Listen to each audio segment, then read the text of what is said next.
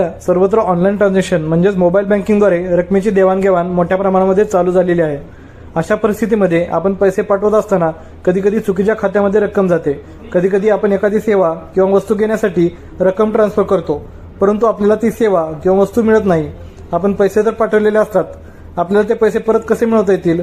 नमस्कार मित्रांनो, मी आपला वकील मित्र ॲडव्होकेट अक्षय राऊत। जर आपल्याकडून कोणाच्या खात्यामध्ये चुकून पैसे गेलेले असतील किंवा आपण पैसे ट्रान्सफर करूनही आपल्याला सेवा किंवा वस्तू दिलेली नसेल, तर आपण आपले पैसे खाते असलेल्या बँकेमध्ये जाऊन चार्जबॅक म्हणजेच रक्कम परत मिळावी याबाबत फॉर्म भरून देऊ शकतो।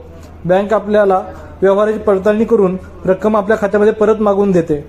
बँकेच्या शाखेने त्यास टाळाटाळ केल्यास आपण आपले खाते असलेल्या बँकेच्या मुख्य शाखेला किंवा बँकेच्या अधिकृत मेल आयडीवर ईमेलद्वारे तक्रार दाखल करू शकता।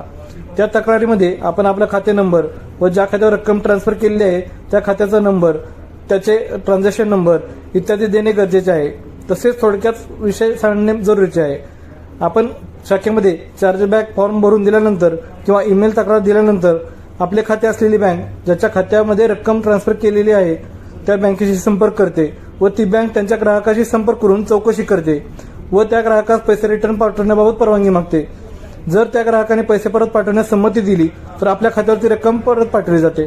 परंतु जर त्या ग्राहकाने रक्कम परत पाठवण्यास बँकेत संमती दिली नाही तर बँक जेवढ्या रकमेचा वाद आहे तेवढी रक्कम त्या व्यक्तीच्या खात्यामध्ये फ्रीज करून म्हणजेच गोठून ठेवते।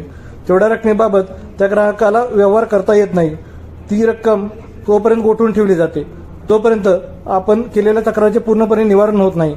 आपण दिलेल्या तक्रारीचे पूर्ण समाधान होते त्यावेळी आपण आपल्या बँकेला व्यवहार पूर्ण झाला आहे असे कळवावे लागते व आपली बँक ज्या व्यक्तीच्या खात्यामध्ये रक्कम ट्रान्सफर झालेली आहे त्या व्यक्तीच्या खाते असलेल्या बँकेला व्यवहार पूर्ण झाल्याचे कळवते व त्यानंतरच ती गोठवलेली रक्कम त्यांच्या बँकेतून काढण्यास परवानगी मिळते।